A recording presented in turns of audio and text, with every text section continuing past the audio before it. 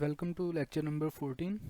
In this lecture, we are going to discuss a very famous and important function called the Dirac delta function. ये function electrodynamics के अलावा quantum mechanics और दूसरी major fields of physics में भी बहुत ज़्यादा यूज़ होता है। इससे पहले कि हम इस फंक्शन को डिस्कस करना स्टार्ट करें, सो लेट्स सी कि ये ओरिजिनेट किस तरह से हो रहा है, इसकी कोई एक एग्जांपल देखते हैं।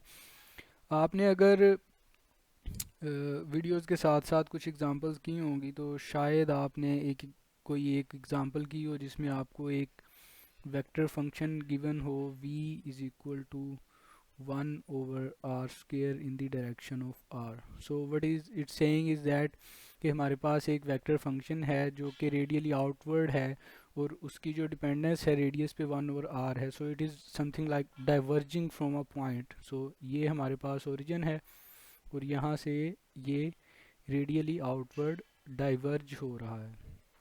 तो ये इस तरह का हमारे पास एक फंक्शन है।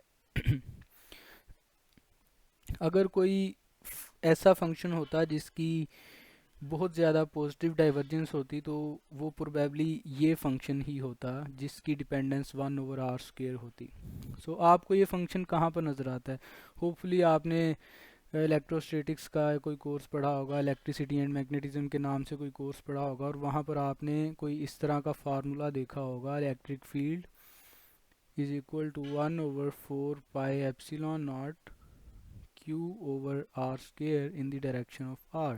So it is E, that is electric field depending upon that is proportional to 1/r². So it is important कि हम इलेक्ट्रिक फील्ड और मैग्नेटिक फील्ड्स के कोर्स में इस तरह के फंक्शन को अच्छे तरीके से एनालाइज करें। सो हमने देख लिया कि हमारे पास ये एक फंक्शन है। अब हम क्या करते हैं, हमने कुछ रूल्स डिवाइस किए हैं जिनको हमने वेक्टर फील्ड्स पर अप्लाई किया था।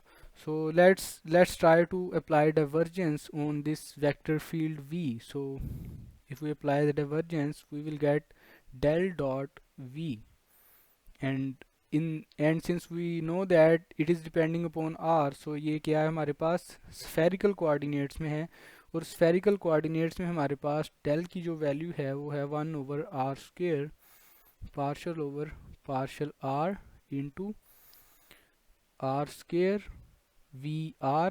vr से मुराद यहाँ पर ये है कि वेक्टर v का वो कंपोनेंट जो रेडियस पे डिपेंड कर रहा है। अब आप अगर इस फार्मूला में देखें, हमारे पास जो वेक्टर v है वो ओनली r पे डिपेंड कर रहा है। तो हमारे पास जो इसकी दूसरी और तीसरी टर्म है इस डाइवर्जेंस की, इसको हम इग्नोर करते हैं, हम सिर्फ इसे यूज़ करेंगे। सो it will be something like 1/r² partial over partial r² vr। अब vr की जगह हमारे पास क्या आ जाएगा, 1/r²। तो दिस इज़ 1/r²। ये r² के साथ कैंसिल हो जाएगा और हमारे पास क्या बच जाएगा, 1/r² partial over partial r of 1। और हमें पता है कि कांस्टेंट का जो डेरिवेटिव होता है वो हमारे पास 0 आता है। तो ये हमारे पास जो डाइवर्जेंस है इस वेक्टर फील्ड की वो 0 आ गई है। लेकिन हमें फिज़िकल सेंस इस फार्मूला से, इस वेक्टर फील्ड से ये पता चल रही है कि इसकी तो डाइवर्जेंस है, ये तो पॉजिटिवली डाइवर्जेंट है। तो यहाँ पर एक मसला खड़ा हो गया हमारे पास। चलो अब हम इस पे एक और चीज़ इम्प्लीमेंट करके देखते हैं। हमने एक थ्योरम पढ़ा था डाइवर्जेंस थ्योरम के नाम से, जिसमें हमने क्या किया था कि हम किसी वेक्टर फील्ड की डाइवर्जेंस लेते हैं और हम उसको कंप्लीट स्पेस पे इंटीग्रेट कर देते हैं। और हमने देखा था कि वो हमारे पास इक्वल आनी चाहिए कि अगर हम उसके अराउंड कोई एक सरफेस बना दें और उस सरफेस का इंटेग्रल लें तो ये इसके इक्वल आनी चाहिए। अब हमने ये पार्ट तो कैलकुलेट कर लिया है, ये हमारे पास क्या आ रहा है, इट इज़ 0। अब हम ये पार्ट कैलकुलेट करके देखते हैं। तो लेट्स से कि ये जो पॉजिटिव डाइवर्जेंस है ये हमने इस तरह से रिप्रेजेंट की है कि ये हमारे पास पॉजिटिव डाइवर्जेंस है। तो अब हम क्या करते हैं कि इसको एनालाइज करते हैं। ये देखें कि इसमें से ये फील्ड लाइंस आउटसाइड आ रही हैं, तो हम क्या करते हैं, यहाँ पर एक स्फेयर बना देते हैं कि ये सारी फील्ड लाइंस इस सर्कल में से गुजर रही हैं। अब 2D में हमें ये एक तरह से सर्कल नज़र आ रहा है, लेकिन जब हम इसको 3D में इमेजिन करेंगे तो ये हमारे पास क्या होगा, ये एक स्फेयर की शक्ल का होगा कि ये 3D में ये लाइंस आउटवर्ड आ रही हैं।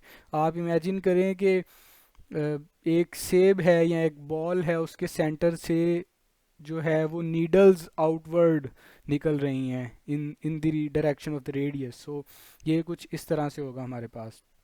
तो अगर हम इसकी जो है राइट हैंड साइड कैलकुलेट करना चाहें तो ये हमारे पास कुछ इस तरह से आएगी, close surface integral on v dot D A, it will be equal to something like integral, okay, so we have 1 over r square in the direction of r and then we have dA. so in case of sphere हमने देखा था कि हमारे पास जो area element आएगा वो हम किस तरह से लिखेंगे, हम r को कांस्टेंट कर रहे हैं, ठीक है, सॉरी r जो है इस सरफेस पे हमारे पास जो है वो r कांस्टेंट होगा, राइट। सो जब हमारे पास r कांस्टेंट था तो हमारे पास जो एरिया एलिमेंट आ रहा था it was something like D A is equal to R square sine theta D theta D phi in the direction of R, right. So इसकी जगह हम ये लिख देंगे, so it will be R square sine theta d theta d phi in the direction of r.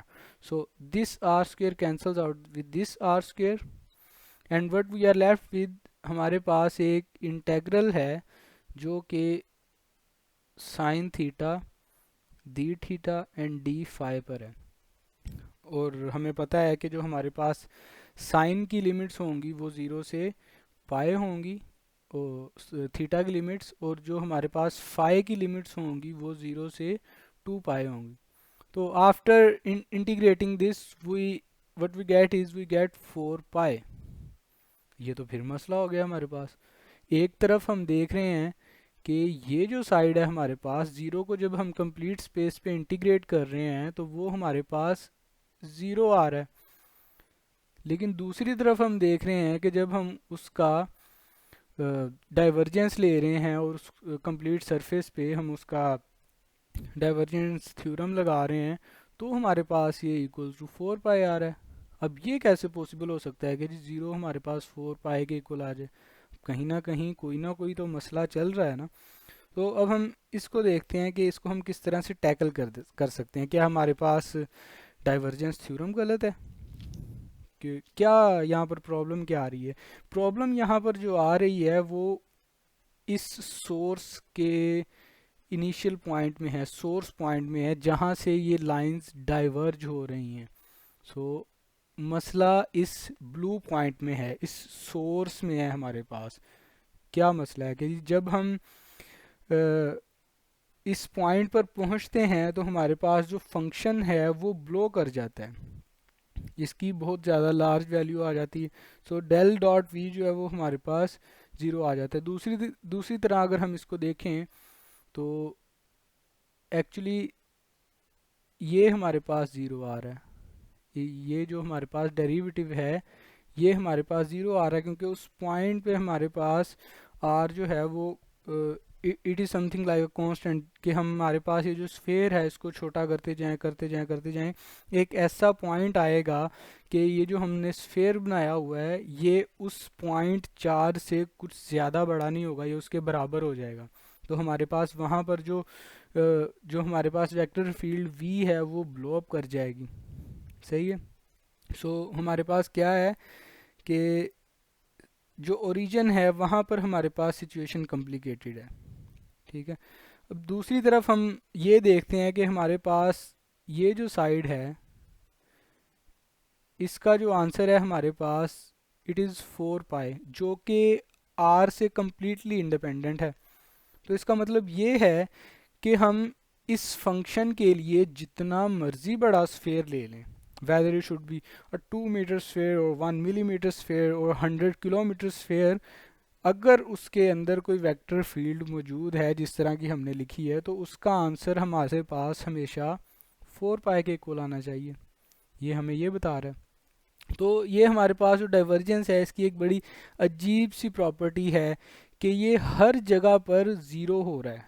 ये हर जगह पर zero हो रहा है except except that one point where that source is available. So हर जगह ज़ीरो है, लेकिन इसका जो इंटेग्रल है कंप्लीट एरिया पर, वॉल्यूम में जो उसे कंटेन किया हुआ है, वो एक नॉन ज़ीरो क्वांटिटी है। सादा फंक्शन जो है वो इस तरह से बिहेव नहीं करते हमारे पास। तो इसको हम किस तरह से फिज़िकल सेंस में किस तरह से देख सकते हैं, इसको हम डेंसिटी से कंपेयर कर सकते हैं। ठीक है, फॉर एग्ज़ाम्पल अगर आप इमेजिन करें कि मेरे पास एक एक ये मेरे पास एक बॉक्स है और इसमें मेरे पास एक डस्ट पार्टिकल है जो कि यहाँ पर मौजूद है। So I have a dust particle here, right. अब मैं क्या करता हूँ, मैं इस वॉल्यूम पर ना इंटीग्रेशन करना स्टार्ट कर देता हूँ। ठीक है, अब आप देखें अगर मैं इस पॉइंट पर चेक करूँ, इस पॉइंट पर चेक करूं, तो मेरे पास जो मैस है वो ज़ीरो होगा क्योंकि पार्टिकल यहाँ पे मौजूद नहीं है। इसी तरह इस पॉइंट पर जो मैस है zero zero zero zero zero, यानी कि डेंसिटी जो मेरे पास है वो ज़ीरो है। तो जब मैं इन पॉइंट्स पे डेंसिटी चेक कर रहा हूँ तो वो मेरे पास क्या आ रही है, ज़ीरो ज़ीरो आ रही है।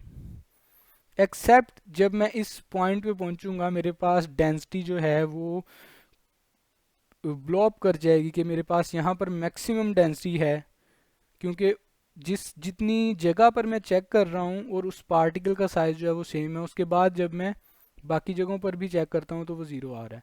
दूसरा तरीका इसका ये हो सकता है कि हम क्या कर सकते हैं कि हम इस पूरी इस पूरे वॉल्यूम में इसको देखें। तो जब मैं पूरे वॉल्यूम में देखता हूँ तो वो पार्टिकल कहीं ना कहीं मौजूद है। तो ये हमारे पास एक तरह से डेंसिटी की टर्म्स में हम इसको एक्सप्लेन कर सकते हैं कि mass per unit volume of a point particle.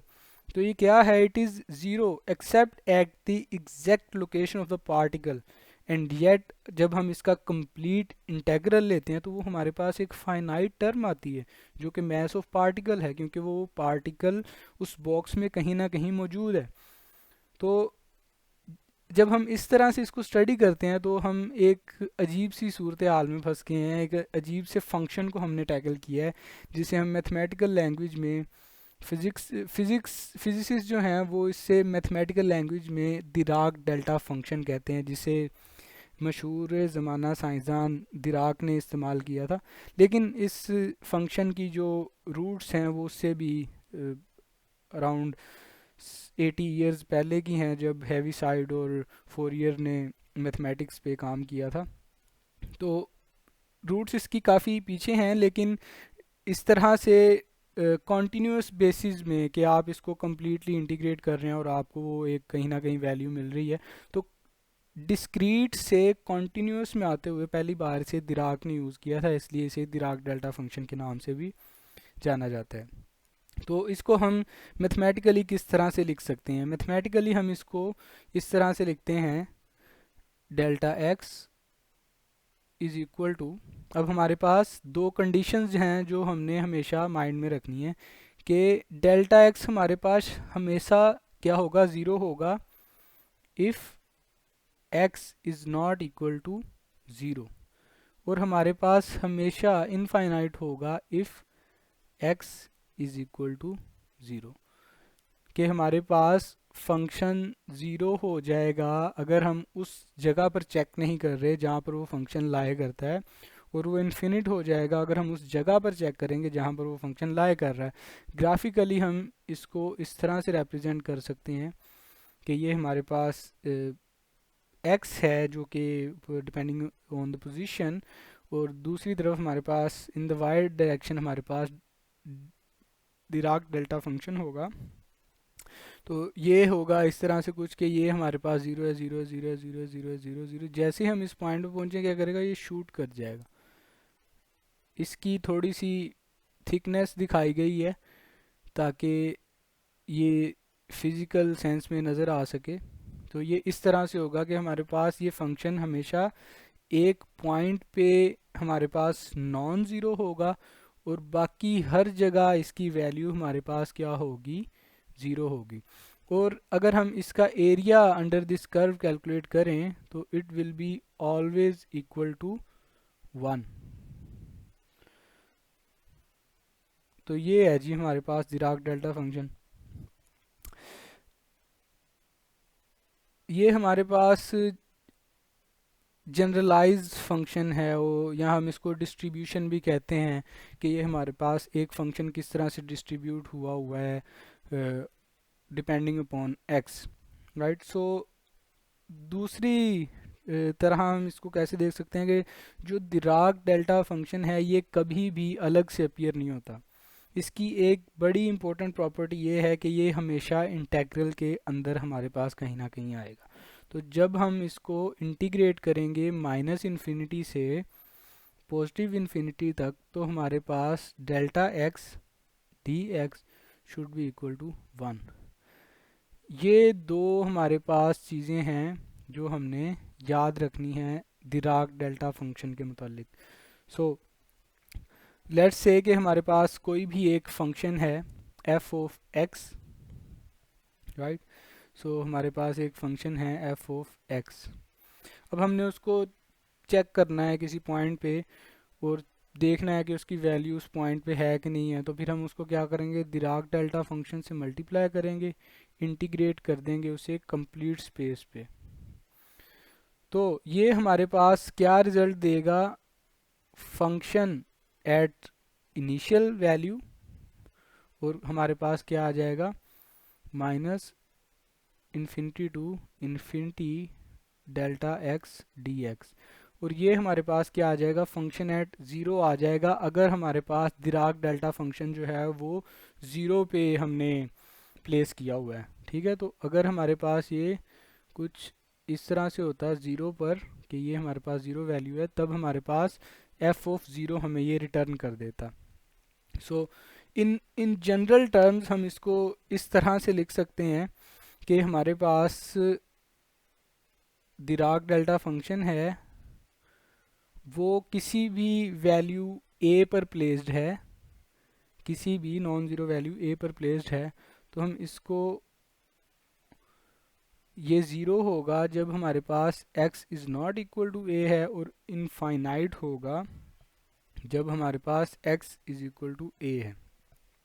लेकिन साथ ये कंडीशन हमेशा याद रखनी है कि this is only possible when this is true that minus infinity to infinity delta x माइनस a dx is equal to 1। So this condition must meet. So हम जब फिर हम इसको किसी फंक्शन पे अप्लाई करेंगे, सो एफ ऑफ एक्स के साथ जब हम डिराक डेल्टा फंक्शन को मल्टीप्लाई करेंगे डेल्टा एक्स माइनस ए, ये हमें क्या रिटर्न करेगा, it will return F of A into delta X minus A. और ये अब डिपेंड करेगा हमारे पास कि ए की वैल्यू क्या है। तो वो वैल्यू हम उस फंक्शन को देंगे और हमारे पास रिज़ल्ट आ जाएगा।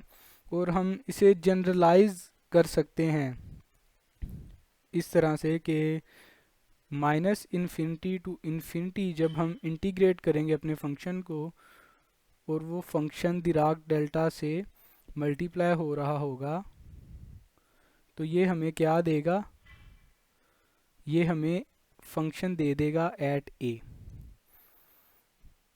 इसकी एग्ज़ाम्पल हम एक कर लेते हैं। एग्ज़ाम्पल इसकी इस तरह से है कि हमने एक फंक्शन इवेल्यूएट करना है 0 से 3 तक, और जो हमारे पास एफ ऑफ एक्स है वो है एक्स क्यूब, और जो डेल्टा है वो हमारे पास एक्स माइनस 2 है, और इसको हमने इंटीग्रेट करना है। तो ये हमें क्या बता रहा है कि जो हमारे पास इंटीग्रेशन लिमिट है वो 0 से 3 तक है, और जो हमारे पास फंक्शन है डिराक डेल्टा फंक्शन वो x इज इक्वल टू 2 पे प्लेस हुआ है, this is x is equal to 2। So ये क्या है हमारे पास विद इन द लिमिट है, तो इसका मतलब है कि इसकी एक हमारे पास वैल्यू आनी चाहिए। तो हमारे पास क्या हो जाएगा, विद विद दिस थ्योरम हम क्या लिख सकते हैं कि हमारे पास जो रिजल्ट आएगा it will be equal to f of a for a is equal to 2 and f of x is equal to x cube, right. So अब हमने क्या करना है, x की जगह सिंपली a लिख देना है। So f of a will be equal to a cube. तो हमारे पास a की क्या वैल्यू है, it is 2, so it will be 2 cube is equal to 8। तो हमारे पास इसका आंसर जो है वो 8 आएगा। So this is true.